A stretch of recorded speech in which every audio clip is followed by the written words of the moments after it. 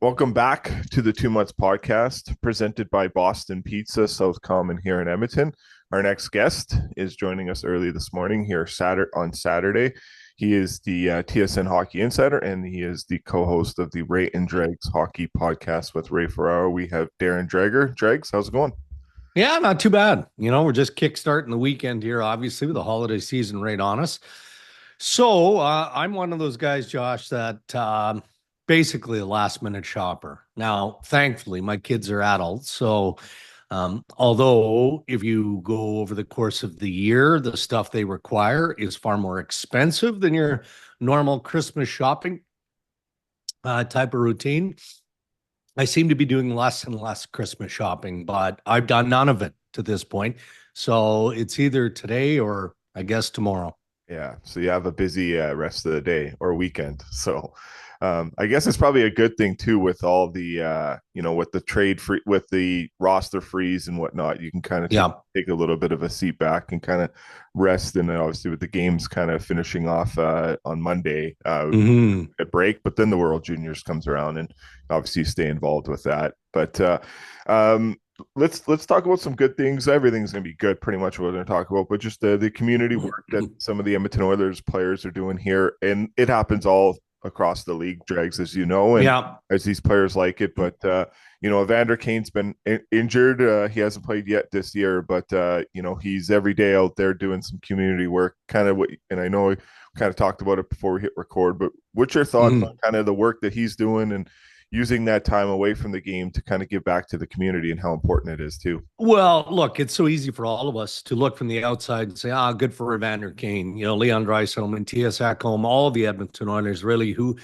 do various things in the community. Some of it is made public, a lot of it isn't. They do it for a number of reasons, but mostly because they get the experience of how it feels, right? To give back and put the smiles on the faces of all these young people and frankly the less fortunate. So if you want to start with Evander Kane, I watched the post that you sent my way. I'd read something about it, but I didn't know the depth. But you can see just the pure happiness on the face of Evander, right? As he's interacting with these kids, especially.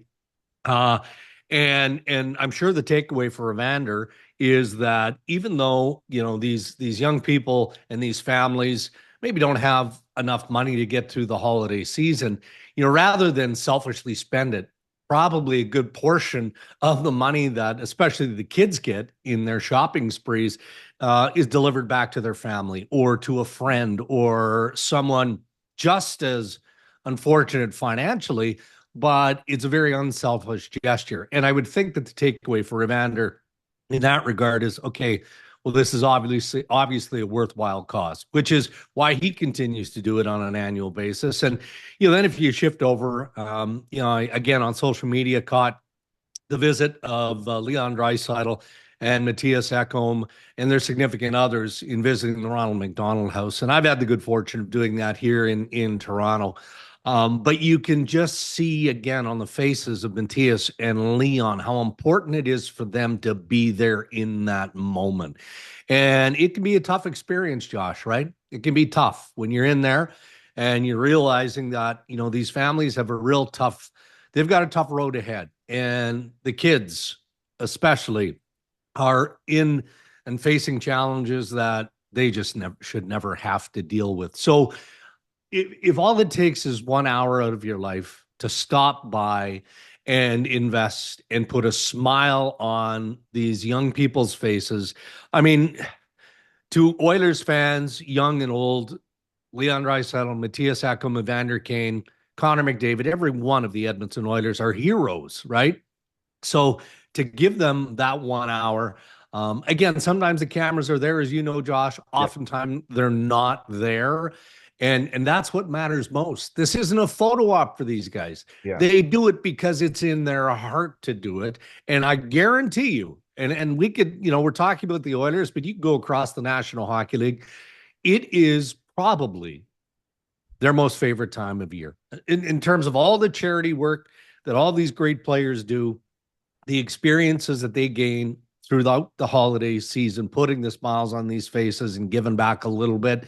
I mean, it makes it all worthwhile. Yeah, it's amazing to see, Dregs. I was yeah, as you kind of know, and we were chatting too, I was in Calgary the other day, and Yeah. what Travis Hamonic has done for me and my own mental health, and even my brother too. All of us have, like Travis says, unfortunately, we're part of a club that no one wants to be a part of in terms of Mm. a father or a mother at a young age. And I'm walking out of the rink that night, Dregs, and I see Michael Backlund, and there's him after a game, tough loss. They battled hard. They lost in overtime. And he's Yeah. spending an hour after a game with the Special Olympics in Calgary. Just great people, and obviously he's won a King Clancy Award for the work he's done there. And then today we're going to take a young kid and his father to the Oilers game, and we're going to connect with Tyler Toffoli after the game. And Nice. every time Tyler comes through Edmonton, he finds time to come and connect with some minor hockey kids after a game. And as you know, it's all a part of the game, and Yeah. this time of the year for sure. So It is, Josh, but you know what's always important, and this has stuck with me dating back to, my days in junior hockey and being in the Brandon Wheat Kings dressing room every single day, and then obviously that morphed into Winnipeg, where I covered the Winnipeg Jets and I covered the Manitoba Moose when they jumped over from the IHL, and then nationally, here in Toronto and all of that. I've been in countless dressing rooms throughout my career. But what has always stuck with me is be careful in our criticism, media, and keep that criticism fair and on the ice. What pisses me off more than anything, and I'm going to go on just a small rant yeah, here, no, is when media people, and I'm not talking about ex-players, analysts, because ex-players have been in that environment, they've been in that room, and they've experienced the experiences that qualify them to use certain words. But hey, maybe a player is having a tough game. Defensively not very sharp. The Matt Rempe hit on Heiskanen. Heiskanen last night. Yeah, Yeah. yeah, So automatically there's a fan base and there's a media group that is going to judge Matt Rempe. Okay, well, judge the hit. Don't judge the character or the individual. And I remember years ago, and I think it was early on in social media, and I read a post, and I can't remember who it was, but he used the word gutless in describing a player. Well, hold on a moment. Again, you can analyze the play and you can have a strong opinion on how violent that play was, unacceptable that play was. When you attack another human being's character, that's unfair. That's crossing the line yeah. because of what we've just talked about here for the last couple of minutes, right? I mean, don't judge the man based on a play or what happened on the ice, right? And in certain situations, sure, it's fair to wonder, when you do something devious, and we've seen that where wires touch and a player just snaps and does something heat of the moment that undoubtedly that player immediately regrets, and he's held accountable by the Department of Player Safety or otherwise. But for media people to dive into the room and start pointing fingers and say, well, this guy's a bad guy. So two words that always came to mind that I always push back on. One, in describing a dressing room or an individual is gutless because you don't know that guy. You're not in that room. And the other one, he's a cancer in the room. That one drives me bonkers because it's so grossly unfair.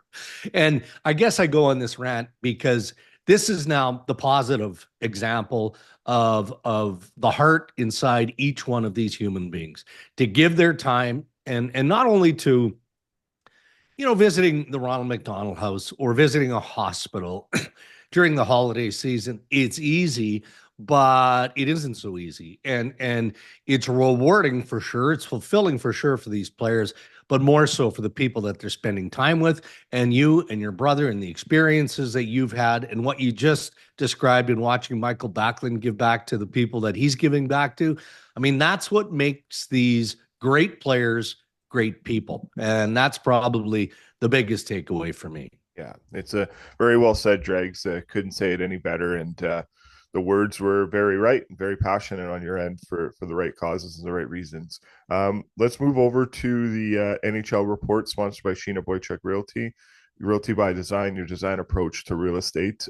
Thanks for Sheena for joining us. That is Johnny Boychuk's significant other. So great work that they're doing. Nice. Thank you. Edmonton. Yes, exactly. So let's where are you at right now with the Red Wings? A tough loss to the Habs last night. Do you think there's once we kind of get back into the roster where the rosters aren't in the Yeah.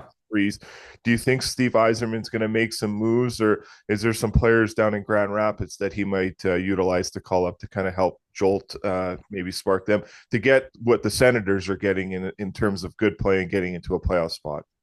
Right. And honestly, that's a good comparison there, Josh, because that probably is bothering Yzerman, the management group of the Detroit Red Wings more than anything, is that, okay, the Ottawa Senators went through a similar rebuild and they have been taking it in the teeth year after year after year. Sadly, the loss of Eugene Melnick forced the Melnick family to sell off. They did to Michael Landlauer, who's deeply committed to community, as we've already talked about here, but also to making sure that the Ottawa Senators are run as well or better than any team in the National Hockey League. That's his mantra. That's his mandate. Brings in Steve Stale, Steve Poulin, bringing a terrific coach in Travis Green and a coaching staff that, there's synergy now between ownership all the way through coaching, right into that dressing room in Ottawa. And Stales made some bold moves. The Ottawa Senators felt like they were turning a corner up until last season, but their goaltending couldn't sustain. And so Stales goes out and he acquires Linus Ullmark. Okay, he had a bit of a shaky start to this year, but he held himself accountable and he has elevated his game to the place where now Ottawa knows and believes and is confident their goaltending is top shelf. And I think the team is fed off that. And he's brought in other pieces, obviously, that are contributing. So to go back to Detroit, I think there's envy from Detroit's perspective, looking at what Ottawa has in terms of a bigger nucleus. Yzerman has to look at his team and know it's just not good enough. I'm a big fan. Who isn't a fan of Dylan Larkin, the way he plays the game and all that? But Josh, I mean, you know this. I look at Detroit and I don't see a number one center there. I don't. So they've got some weak spots in certain areas that you just can't afford to have when you're trying to compete for a playoff spot. And frankly, I think that, the fact that Derek Lalonde is still the head coach of the Detroit Red Wings is a byproduct of Yzerman recognizing his roster isn't good enough. Why fire a coach, when you haven't been able to furnish him with players that are going to compete night in and night out to lock down a playoff spot? So I think anything is possible in a long-winded way. Maybe they search throughout the organization internally to look for a bit of a spark. I do think it's possible that Yzerman is a buyer, but what's he selling? They were kind of put into a predicament this year because they had to look after Lucas Raymond. They had to look after Moritz Seider. And so financially, that put them in a tight spot. Yeah. But I do think anything is possible with Yzerman and the Red Wings, but that includes having to stay patient and maybe drift into the offseason. Yeah, it's the last thing you want to do is make a rash move or a move that's going to hurt you down the road. And you kind of you really wonder what Buffalo might do. Obviously Dylan Cousins' name is out there too, but it feels like that player is going to be a star in this league. It just might not be his year right now. But yeah, I don't know where you're at with the Sabres. I know it was another tough loss last night and kind of a weird call that we normally don't see. Linesman making a high sticking call as the play developed. But where are you at quickly on the Sabres? Yeah.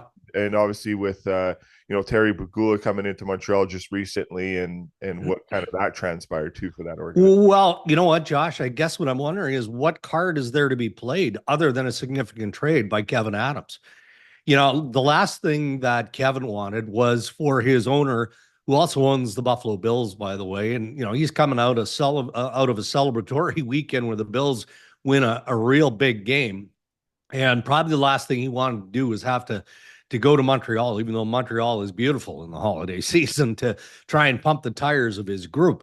And now you look at kind of the language and the messaging we're getting from Lindy Ruff, an experienced head coach, I should add, who he seems like he's out of answers. He's trying to push buttons and he's holding himself accountable. He's trying to solve a problem, but he doesn't know where to start. And so, this week he went after his leadership core, and Dylan Cousins is part of that leadership core. And, he acknowledged that it has to start with them. Well, the one thing that I'm not being critical here of Lindy, I guess the one thing I would wonder about is, well, do you not think that Alex Tuck knows what he's supposed to do, or Dylan Cousins, or Samuelson, or Rasmus Dahlin, who came back into the game? He was on the sidelines with an injury, played against Toronto Maple Leafs. Whomever that leadership core is, the 5-6 guys, it feels to me like they're just looking around and looking for help. Sure, they're looking in the mirror individually and they're saying, well, I got to find a way to be better. And individually, if I can be better, collectively as a team, if everybody feels they can be better and they try harder, they put in more of the work, maybe the answers are within. But in the meantime, they continue to lose games, right? Winless in 12. Yeah. Winless in 12. And really at this stage, it looks like there's no hope of coming anywhere near a playoff spot. And if that's the case, and Adams isn't able to do something to help this group that matters, then I don't know that Terry Pegula is going to have a choice at some point other than to replace his manager and hope that a new vision and a new strategy pulls this organization out of the mud, because they've been stuck in that ditch for far too long. Yeah, they definitely have. A team that drags that out west here, they probably dying for this Christmas break to kind of regroup. It might be the Vancouver Canucks, but a critical game tonight against the Ottawa Senators. And obviously Miller took some time away, came back. Yeah. And I know this is we're very sensitive to the mental health. The work that you do in the mental health sector too is amazing, and we're going to be very careful on that. But where are you at with the Canucks season to date, and do you think there's something that can happen? Because Jimmy Rutherford's always in everything, Patrick Allvin's in everything. Yeah. Are they going to make some moves? Because they're not shy of doing it in the future too. No, you're right, and yes, they're going to make some moves. Let's just be matter of fact on that. Grinding the National Hockey League in search of a top 4 defense, and they feel like that's what they need most, and then secondarily they need a forward, and I think their preference at this point would be a winger, and they feel that they need those two pieces to be a contending team. So what it looks like to me, Josh, now is that you've got Rick Tocchet and his coaching staff really just wrestling with inconsistency, right? So JT Miller goes off on his leave of absence.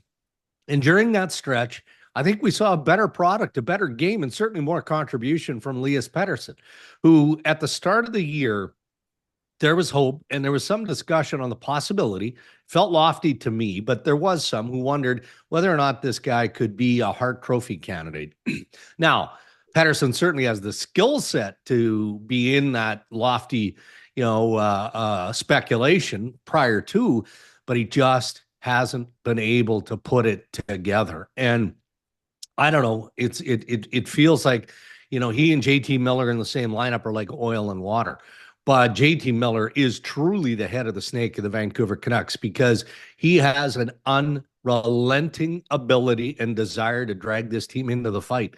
And it probably drives him crazy when he looks around and he sees the skill set of Pettersson, maybe Brock Besser, not doing what he's capable of doing.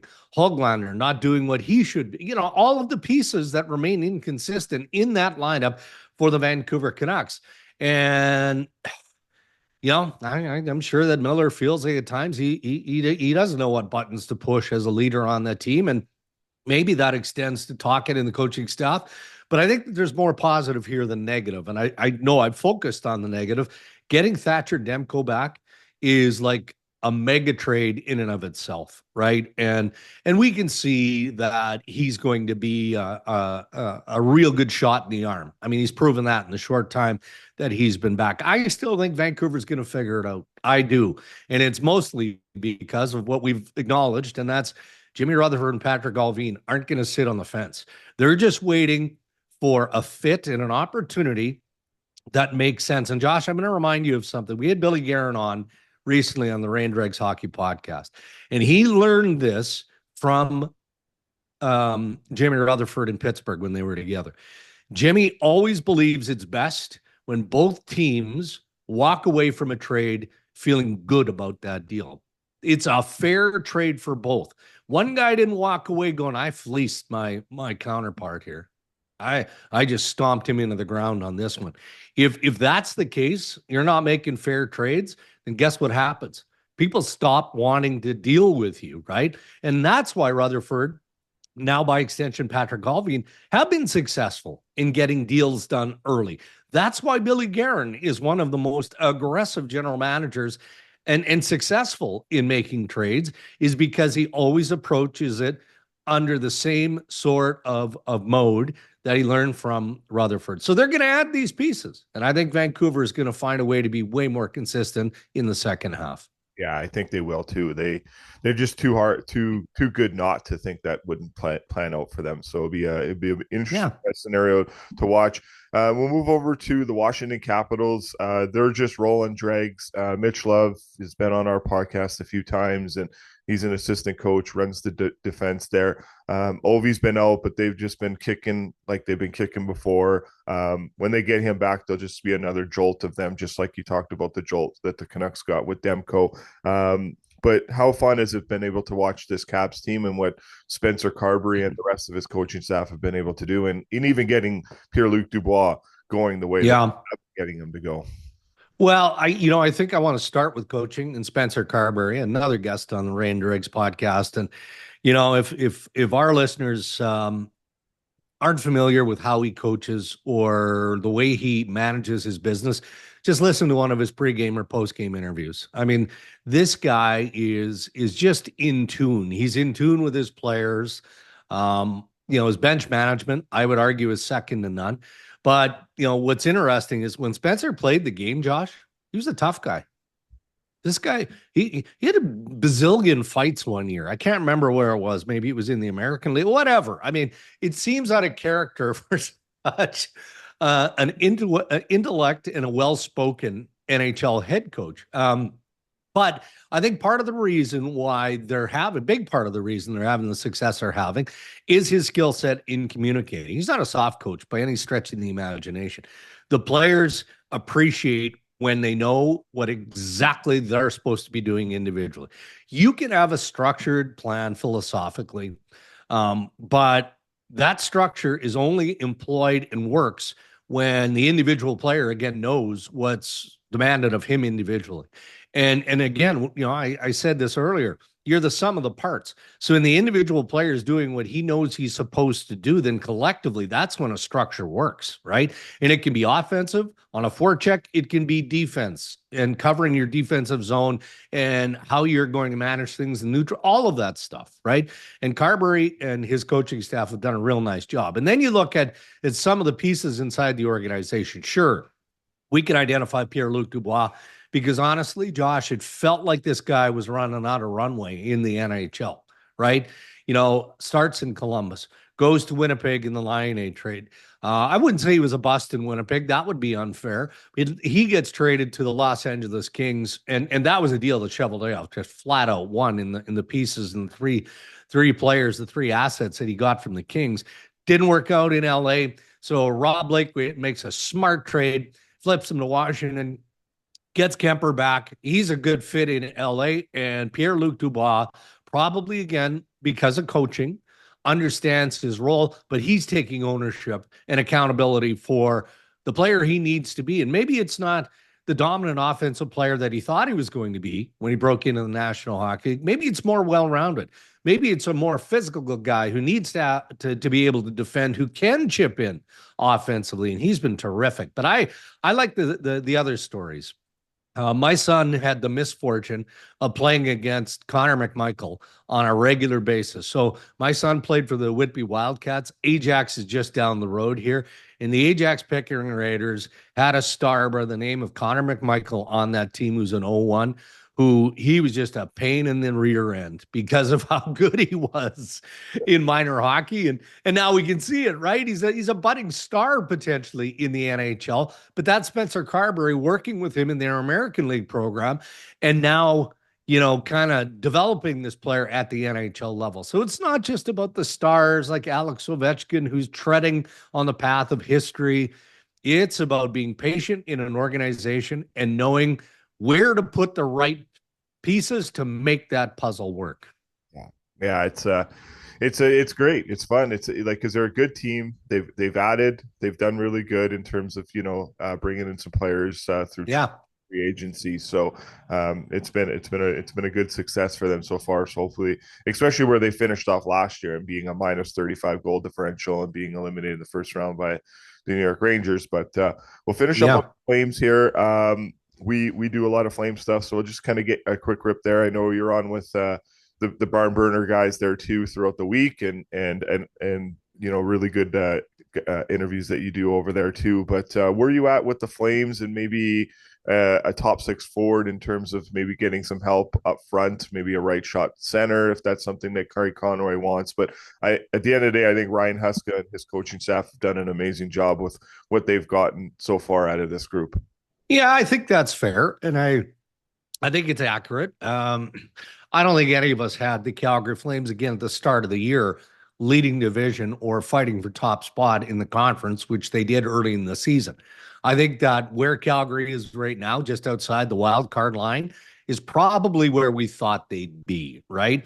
They're a team that is going to keep it interesting. They've got enough there from the crease out defensively, character in the team, punch up front, all of that they're going to keep it interesting.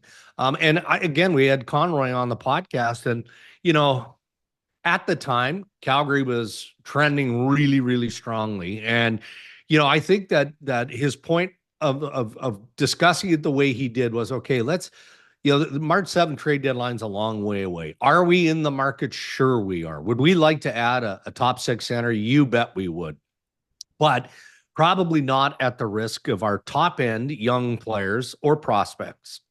And depending on where we're at in the standings at the time, you then also have to consider, okay, what about draft picks here? Does it make sense, right? The flip side of that is, if Calgary has another spurt here and they get back into the playoff mix, which, it's plausible, if not likely, given, how well they played in the first 20, 25 games of the regular season, that happens. I think that Conroy is also very sensitive to wanting to reward the group, to get them a little bit of help, whatever that is, preferably, something that's going to push in the top six. The problem, Josh, is so many teams are in that market. Nashville has been begging for a centerman for a long, long time for obvious reasons here. So, we don't have a clear line on what the seller market looks like yet. We really don't. We can look at the buyers, and sure, Nashville is right up there. Maybe Calgary is in that vicinity as well. But unless you're willing to sell the farm to acquire that player, those players just aren't available right now. So I think Calgary is okay with what they have right now, but I do see Conroy being among the more active general managers as we cruise into the second half. Yeah. Well said, Dregs. And I know last night you tweeted, and your colleague Pierre Lebrun kind of followed up on a tweet too that a good friend of yours, and Glenn Healy, is doing some great work in the community and helping players out. I don't know if you want to give a quick little rip on that and just sure. Yeah. So, well, first of all, if you want to listen to the full interview, you should. It was with Adam Wild and Alan Walsh, who, Alan Walsh, as we know, is the fiery agent, right? Jonathan Huberdeau's agent in Calgary. I mean, he represents many NHL players, star players, and he's a very passionate player agent. And they had Glenn Healy on, who's head of the NHL alumni, to, talk about a subject that I don't think gets enough national attention. It really doesn't. And that's the fact that, the retired NHL player just doesn't have the right amount of access to healthcare.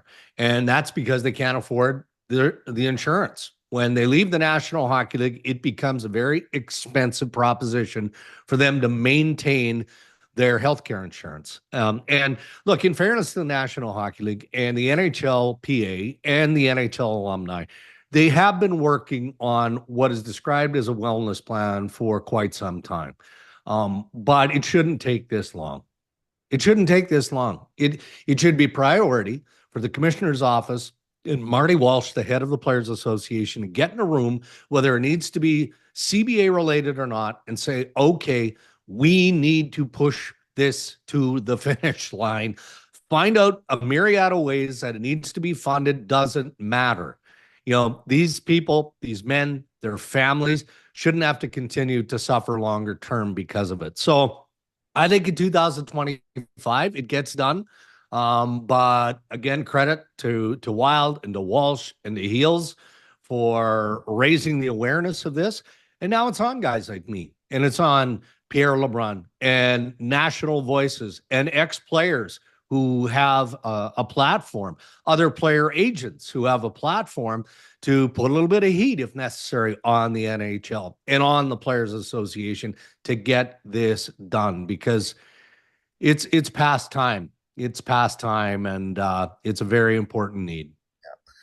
We'll finish up on that. It's a good way to kind of end it and keep spreading that word. Dregs, Merry Christmas, Happy New Year's to you, your family, your friends, and all the great people at TSN as well too. Thanks for everything for 2024 here, and all the best to you over the Christmas holidays and the New Year's break too. All right, buddy. Well, you're a good man. I always appreciate my time here. Happy holidays to you, and stay well. Thanks, Dregs. Thanks to Darren Dreger from TSN for joining us to finish off the calendar year. I believe that might be our last episode before the new year, but we'll see how it goes. We might have a few others in the fire to get out, but we'll have maybe a little bit of a break and come back with some episodes in 2025. But just wanted to say thanks to Dregs and all our guests, our sponsors, our friends. It means a lot to kind of do all these great interviews. It's been a really good week. We started with Doug McLean to Gene Principe to Travis Hamonic and to Darren Dreger. So 4 really good interviews these past 5-6 days. So it means a lot. And have a nice Sunday here, or Saturday and Sunday, and connecting with some players that we've built some relationships with too. So it'll be a lot of fun. I know some people have been sending some DMs and some questions of what I've kind of said lately on the podcast in terms of what's going on in minor hockey in Edmonton. We haven't really responded back to a lot of people. Some people we have, some people we haven't. Again, this is just my problem. I know we have guys that are a part of coaching staffs in minor hockey on our podcast. This isn't their battle. This isn't their fight to face or do anything. So please respect their privacy and all that. If you have any questions, please direct them towards me or the podcast account. We'll deal with them directly. I'm a firm believer in what happened was wrong, and I still stand by that, and I will always stand by that. I don't think any coach or assistant coach or anyone in a position of power should ever threaten or dictate outcomes of what kids do or don't do. That should be left up to their parents, in my eyes. So I think it was definitely wrong that a head coach of the U17 Triple Southside Athletic Team goes to 20 kids and tells them to unfollow our account and unfollow my personal account too. Or you would have an X next to your name come September of 2025 when you go try out for the Junior Oilers. So again, I think that's wrong. I don't think that should ever happen.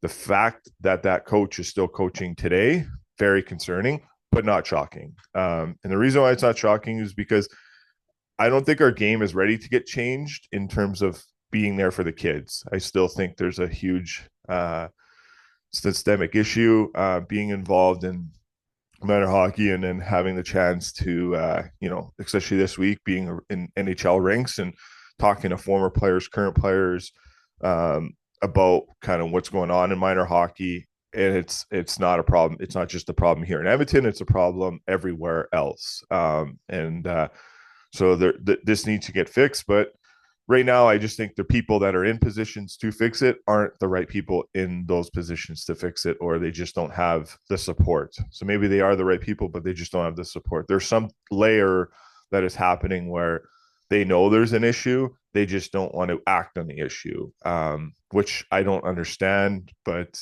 maybe when you have friends in different organizations and all that, those play a factor. But, when an act is committed, there should be a review, a process, and an outcome. It shouldn't get covered up. And I know my incident and the things that I've raised awareness on and brought up has been covered up. So I'll agree to disagree with Hockey Edmonton on that, because I personally believe um, it's not been handled right. And so we'll see what happens with them. Junior Oilers still haven't made a comment, so I'm assuming they were a part of this whole situation, because I've asked for a comment from them. They've denied to make a comment, so maybe they were a part of putting an X the players' names at tryouts. I don't know, but again, they still don't seem to want to make a comment. I've sent 2 emails in on that, so that is where it is. Unfortunately, I can't change that. All I can do is ask a question when I don't get a response back, and people are asking, was Junior as part of it? Maybe they are, maybe they aren't. But right now, they don't want to make a comment. And Hockey Edmonton, I did submit another complaint because Hockey Edmonton guided me in that direction to do that, and I don't really think much will come out of it, because in September they did the same thing. So I'm just at that point there, and I'll look at other options of how I could, keep making this a process that's a fair process, that it's not covered up. And that's just where I stand on it. And I know I've upset some people here, but I'm just not going to keep my mouth shut, because I know that there's kids out there that don't feel appreciated. They're not encouraged. They're not supported, and they weren't treated right. And that is concerning. And, at the end of the day, it's personal agendas over the health and well-being of our young athletes. So until there's a day that someone wants to wake up and say, I don't appreciate this, we're going to take action, then action will be taken. Until now, I know what we, as our podcast and myself, go to bed good at night knowing that we did a good work in terms of encouraging our players, encouraging our athletes at all levels of hockey, to make sure that they're taken care of, they're understood, that the right communication is made to them, the right processes are made to them. So, and they have all the resources and have all the support that they need to become better players and better athletes. And that's kind of where I'll finish up on. I'm not going to waste any more time on it. There's other ways I can, bring this to awareness, to have change. We used our podcast platform. It's create awareness. Now we've had over 553 messages come through on multiple incidents that have happened, not only in that organization but many other organizations. And just think of that: 553 direct messages through Instagram, Facebook, and Twitter. That's a problem when you have that many messages coming in supporting what you're bringing up, and then they have their own stories to share, and they've been kind of shut down. They don't feel confident. They don't believe in the process of bringing a review. That needs to fix. That needs to get fixed as soon as possible. And I stand on this. Our game is broken right now. And I don't like to say that, but it is. The minor hockey level, our game is broken. And hopefully in 2025 it changes, and the right people want to do the right things to create change and create awareness that when something happens, we're not going to put up with it. So I'll finish up on that. If we don't do another podcast before the end of the year, we wish everyone a Merry Christmas, a Happy New Year's, and all the best. And if you guys are drinking, please do not drive. I don't drink, so if you are somewhere you need a ride, please message me. I will come anywhere I need to come to pick someone up, to drive someone home. But if you're drinking over the Christmas holidays, do not drive. Call someone, call us, call a friend. The most important thing is do not get behind the wheel if you have done any of that stuff. So please, again, let's stay safe out there. Let's be kind. Let's be humble. We love you guys. We'll chat with you guys very, very soon.